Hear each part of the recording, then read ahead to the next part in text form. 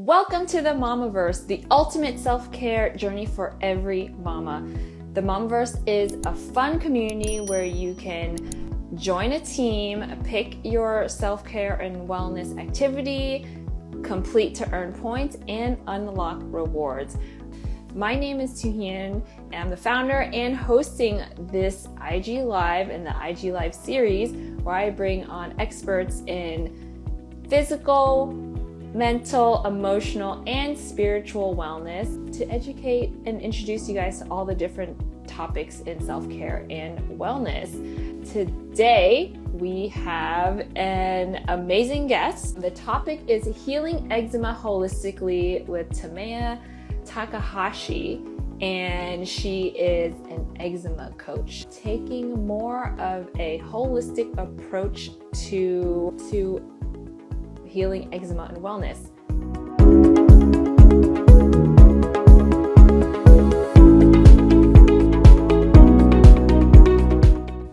Hi. Hello, how are you? How are you? Good. So, welcome to the Mamaverse. Thank you for joining us today. Thank you for having me. So I was just telling the audience that Tamae, you are an eczema coach, taking more of a holistic approach to healing eczema. Did you want to do just a quick intro of yourself for everybody? Hi, my name is Tamae, and I am an eczema coach. I help people who are struggling to heal their skin, heal with a holistic approach. It's sort of stemming from my own experience of healing holistically. So yes, that's what I help people with. Awesome. So for people who may not be so familiar with eczema, could you give us a background on what exactly that is and how common it is, especially nowadays, I've noticed? I think there are more and more people suffering from eczema. So eczema, usually it shows up on the crease of the elbows or behind the knees, on the neck. It can be on the face, like eyelids. I had it as a child. I had it under my nose, above my lips. And so I believe they show up in the sensitive areas of your skin, and it can be scaly and dry, and sometimes it can be wet. And it can be itchy. Sometimes it's not itchy, but yeah, it varies from people to people. And yeah, it's sorry, it is common. Personally, I did not know this until I started sharing my hand healing journey 5 years ago on Instagram. But there are a lot of people having eczema in the world, so about 10% of the in the world. And then also I saw that about 20% of the children in the US have eczema, but most of them grow out of it as they grow older. And I also read that 1 in 10 people will sort of experience some type of eczema in their lives. So it's more common than we think. yeah, I was just at the gym and some of my friends were talking about how they're very young newborn and toddlers have eczema and they're trying to figure it out, and how they're so uncomfortable. I'm like, oh yeah, my daughter has eczema too. And it's so sad that, they're so uncomfortable and they're can't really articulate fully. Yeah. So now it's just the parents just trying to figure it out. Yeah. Can you share a little bit more about your journey and how you came about taking more of a holistic approach to healing eczema? Yes. So I had eczema since I was about three.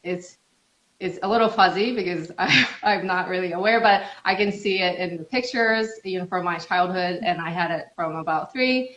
And I used topical steroid ointments on my skin, and about I don't remember, like maybe like first grade or second grade, the dermatologist told me you will either grow out of it as you get older, or you'll have it, for the rest of your life. And I was hoping for growing out of it, but it got worse and worse year after year, and the strength of the steroid increased year after year. And when I was about Do you mean 12, the prescription that they were giving you yes, was stronger and stronger? yes. Oh. So at that point, like when it was getting worse, my dermatologist said, I think you're going to be stuck with this for the rest of your life. And I was a child, but I didn't like that, like, like I knew that that's not what I wanted, but I didn't know what to do. So I just I didn't know there was another option. So I just, I just kept using the steroid creams. And when I was 12, I was experiencing side effects from the steroids. So my face was red. It looked like I was blushing constantly. Like my friends thought I was really shy, but it was the steroid side effects. So my skin was red. Was it because you were using the steroid on the cream on your face, or was it just an effect from you using on your body? Yes, so it's from the body. So yes, so the signs of the topical. So there's a symptom called topical steroid withdrawal, which you can go through when your skin gets addicted to steroids. So if you use it, basically steroid this is what I learned, looking back, but I didn't know this during when I was using it, but you're just putting a bandaid, right? Like on the skin. It's not really, you're not treating anything that's causing the symptom on the skin in the first place. So you're just putting that cream, hoping that it goes away. And, when it goes away, you move on and then it comes back. So you can become addicted over time. And that's what happened to me. So I used it for over 10 years. And at one point, I was experiencing side effects, which I didn't know it was side effects. But so my neck would ooze, my face was red, and it was spread more than what I initially had. But I just thought that it was just getting worse. And then one day, I hit the top of the chart for a steroid. So the dermatologist didn't know what to do. I still remember him holding his head like, oh my goodness, like what, what should I do with this patient? Oh my goodness. That's when I knew, okay, there's something really wrong. And as naive as I was, I knew in my heart that I had to do something, but I still didn't know what. But you were like a child. You were probably 12, you said? 18, yes, 12, So, 13. yeah. Yeah, it's like, I guess, it's like an instinct. Yeah. You know when you're in trouble. Aw. Yeah. I mean, I empathize with that because I'm pretty sure like, parents want to help their kids and they don't know either. And so we listen to what the doctors tell us. So when you were a teenager, like what was the next step that you took if you weren't going to be increasing your dosage? Yeah, there was nothing more. Yeah. So I happened to stumble upon this holistic healing book in my house, which is kind of interesting. But in the book, it was about holistic healing and all these people curing themselves of cancer and other serious diseases. And my eyes were open. It's just like, wow, like this is amazing. I don't have cancer, but maybe it'll work for eczema. And that's, I think, was the beginning of me sort of paying attention to like, what is this, holistic healing that happens when you change your lifestyle, when you change your diet. And so I asked my mom if I could do this, and she said no. Like we're not cutting out all these things. That you're a teenager, you're growing, eating all this nutrition. So, but she talked to other people, and she did become aware that there is something about something called topical steroid withdrawal, like you could experience. So that's when we started learning a little bit that, yeah, that's what I'm going through probably. And the only way was to cut ties with steroid and then heal. Oh, I just noticed. I think in your bio you wrote like TSW. Yes. That's what it is. I was gonna Yes. ask you, like, what does that mean? It's topical steroid withdrawal. Oh, okay, Yes. right? I think when you put TSW, there's something else with like auto. Like, Oh, so like, yeah, topical steroid withdrawal. I think it's so, like, I don't want to say it's so common, but there are a lot of people suffering from it. And so yeah. when you put a hashtag TSW, you'll see skin pictures, people suffering. Oh, Yeah. wow, wow. So in your journey, like, what was the first more holistic step you started to take in order to like figure out how to cure your eczema? I'm guessing diet. Yeah, so the first thing was diet. So my mom agreed to do this holistic, like special diet. So we completely changed how we ate. It was more vegan diet. So a lot of, and then also brown rice instead of the white rice. Mm. This book talked about how it is more detoxifying, and also we added red beans. It's more, I think it's more Asian, but Mm-hmm. because it helps with detoxification. So, and then lots of vegetables, and yeah, Are you vegan right now? I am vegan right now. Yes. Oh, okay. I was just thinking, I just ate sushi last night, and you know, I was telling you before, my daughter, she suffers from eczema, and she's 7, and we spent the past 7 years trying to figure out like how do we do this? We got the steroid creams, but as a baby, I felt uncomfortable giving her such like prescribed steroid creams. I was like, is she gonna get, without ever hearing about TSW, topical steroid withdrawal, I'm like, is this like too much for a little baby? Is she going to get addicted to this? So we never really religiously use it. And always trying like, I don't know, trying to find different ways to keep it moisturized, try to find ways to get her, you know, have her be comfortable. And so the thing that we're trying now is like a change in diet, Yeah. like eliminating, pretty much an elimination to try to figure out if it's a reaction to something. And dairy is the first one we're trying. And then the Yeah. next one is probably going to be like a gluten. And then we'll see how that goes from there. And hopefully How's she doing like after you remove the dairy? dairy, Yeah. she still is reacting. So I don't think that's necessarily helping yet, but I've eliminated for probably about a week and a half or 2 weeks. I don't know if I was told I should eliminate for 4 weeks Yeah. before, because I'm guessing it takes about that time to get the flora to move through the bacteria to move through. So I'm like going to give it the full 4 weeks before we move on to the next. So I'm guessing, I'm not sure, like once you eliminate it, I'm not going to add it back in. I'm just going to keep eliminating until I figure it out, right? Or you can reintroduce and then see how she reacts. You can try one by one.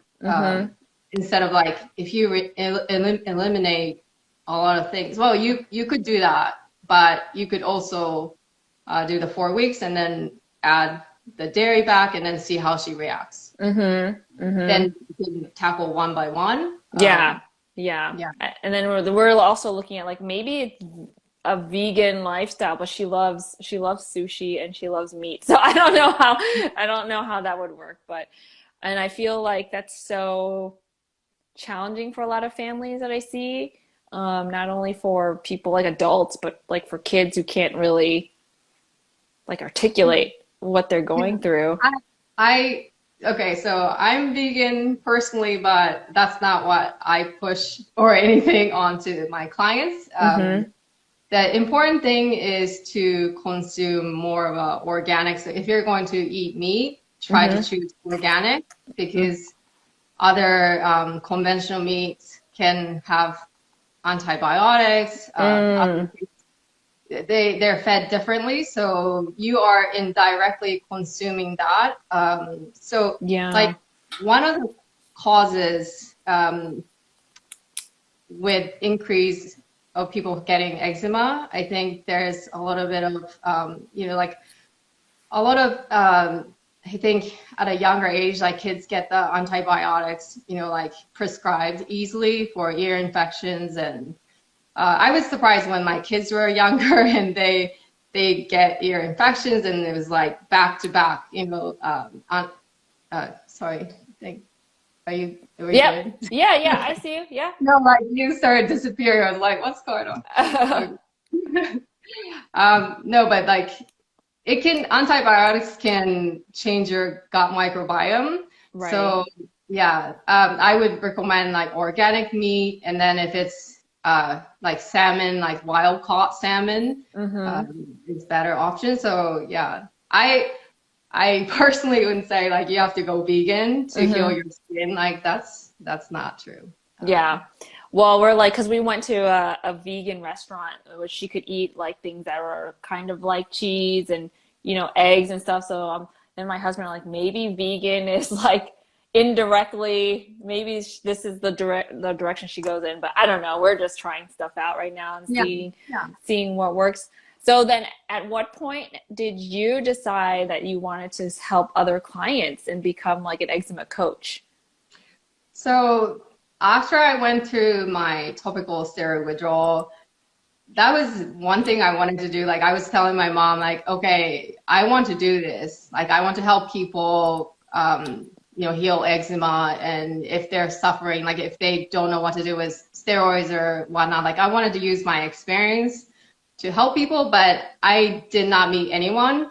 Maybe a couple people in my life until I started Instagram, like that were suffering from eczema. So I thought that it was almost like I was like a very few people that had this condition. And then It's not the case.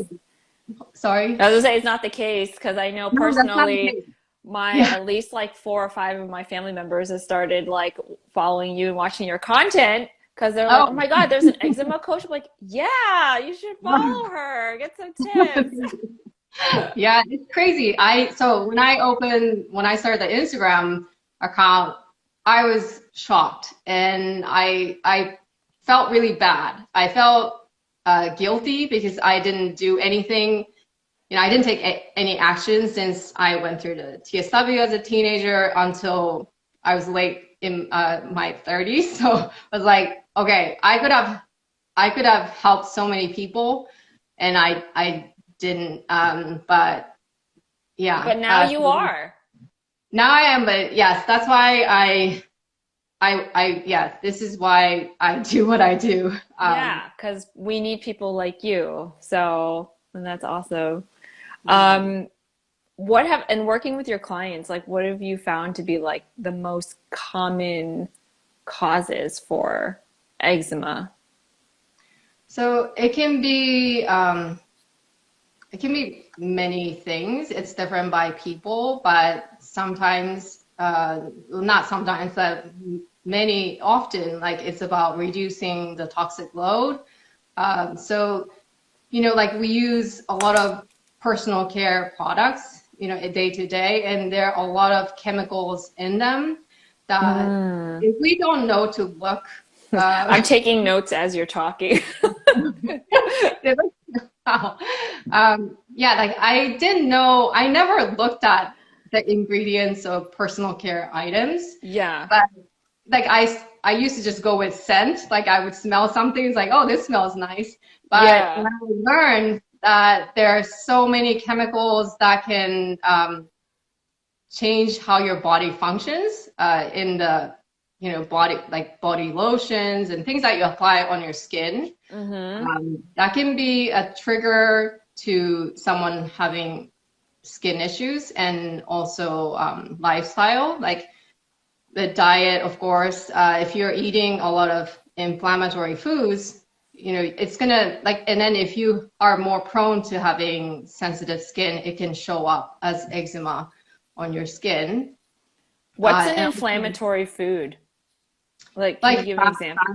fast food, Oh. even like the oils that are used, like corn oil, soybean oil, like fast food. I don't know what they use, but I think most of the time it's cheap oil that are Mm-hmm. very inflammatory to your body. Um, Mm. and then like eating a lot of processed foods. Like nowadays, there's so many processed foods. Like it's convenient, but if you don't know what's in in the things, like I mean, like yeah, I think a lot of people don't know, like don't look on the back of the label to see like, okay, what am I eating? Like if I buy this, like what am I putting into my body? But there are a Mm-hmm. lot of things that are inflammatory in the processed foods. And Mm-hmm. then also stress. I know a lot of people, like more people have stress nowadays. Mm-hmm. So if you are not managing, it can affect your body. So yeah, like all comes down to like if you're more prone to getting things on the skin, when the toxic load like it goes overboard, then that's when it shows up. Oh. So you mentioned like personal care items. Like, is there something like in a body wash soap that I should be looking for that I don't want, or something that I should look for that I do want, and something like that? Yeah, like parabens, SLS, like there's a website called Environmental Working Group, like EWG.com, Uh-huh. or maybe it's org, I'm not sure, but Environmental Working Group. So if you go there and you put in the personal care items that you're using, you Mm-hmm. can see they rate your products, so you can see Oh. how toxic it is or how not toxic it is, like how safe it is. Like you can see the rating. Not it's not for every single item, but there are a lot of items, Mm-hmm. like more so than like past 5 years. Like it's increased quite a bit in the last 5 years. So most likely you'll find what you're using, and you can see the toxic level of your product that you're using. Yeah. Oh my Yeah. gosh. Because I'm just thinking about like the soap and shampoo. I have like a special vegan shampoo that my friends like, oh, you should do that for your like your healthy hair. But now I'm thinking it's because it's like lower toxicity, which is why it's so expensive. Mm. Now I'm wondering like, oh, maybe I'm using the wrong soaps that I need to now go and research. So I'm thinking Yeah. about my daughter, like maybe I need to think about that or like detergent or even dishwashing Detergent. detergent, right? Yeah, well, I would pay more attention to the detergent, like the for the clothes. Okay. Of course, like you want to sort of limit the toxic exposure. So yeah, you can. Um, well, laundry is important because it comes in contact with your skin, and then if you want to reduce the toxic load in the household, you can clean up like your cleaning products, like the house Oh my cleaning gosh. products, and then dishwashing soap. I mean the dishwasher soap, Yeah. and yeah, things like that. You can clean your house like naturally. Like I usually use like vinegar and baking soda and water, like to like scrub the tub, like the bathtub, and so just kind Oh. of like try to reduce. Oh, Because okay. we live in more of a toxic world. There's more toxins in the environment, so like like it's I like to be more optimistic. So like I'm all about doing my part in Mm-hmm. reducing or reducing the inflammatory load in the body or like outside, like doing what you can, but Yeah. not be like, oh no, it's there's no Yeah. hope. Right, right.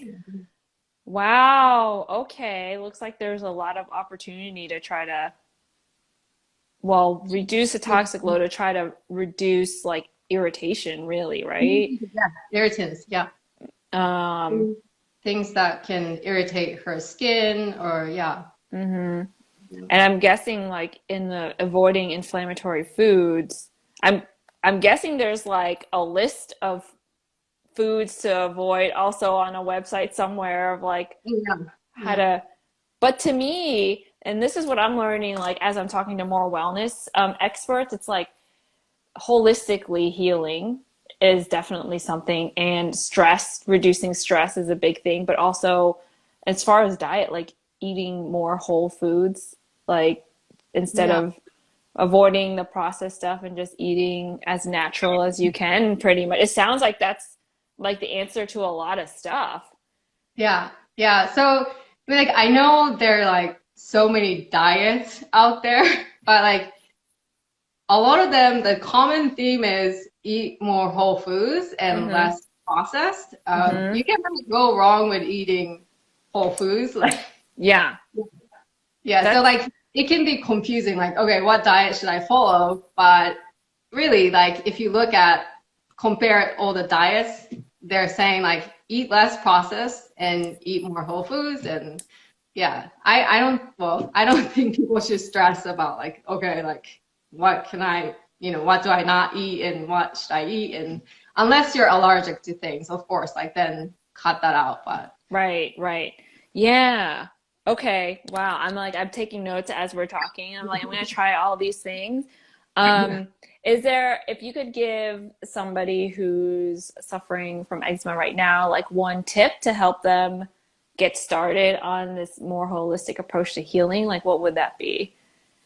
so I would say to be like to advocate yourself. Like so, skin Mm, condition is a sign that something is off in your body. So don't think that, like it's easy to think that it's like you're the victim, but you're not. Like it's a gentle reminder, okay, like your body needs help. So like try to start from there, like what can I do to help my body? And mm-hmm. I think the kind of like the path kind of opens up, instead of like, okay, like what cream should I put on? Mm-hmm.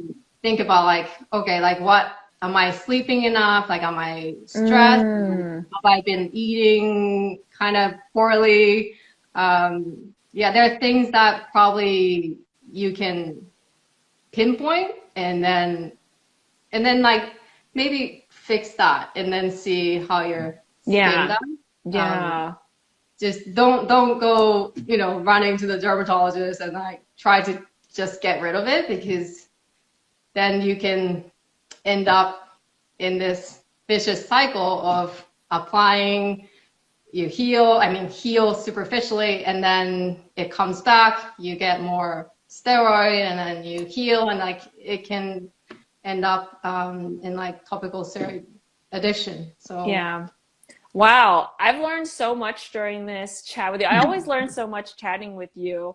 thank you. I know we're getting close to time. I want to be Okay. respectful of your time, but thank you so much for joining us in the Mamaverse and educating all of us on how to heal eczema, taking a more holistic approach, and TSW, topical steroid withdrawal. Like it's very valuable to me and my family, so I really am grateful for that.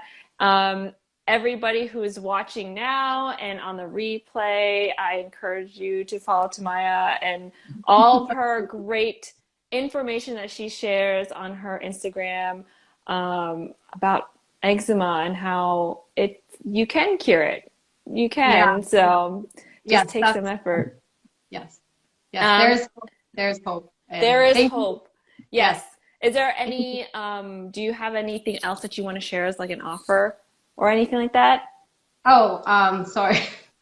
Yes. So I offer 30-minute free consultation for anyone that's looking to take action and heal their skin with a holistic approach. So you can check my Instagram page, Happy Body, Happy Skin, and there's a booking link, and then also there's a tab you can book the free consultation. So, and then if you Awesome. don't see any availability, just send me a message and we Yeah. can work together. But thank you for having me today, Yes, Alina. awesome. Thank you. Thank you so much. And thank you everybody for watching. Go follow Tamaya and I will see everybody later.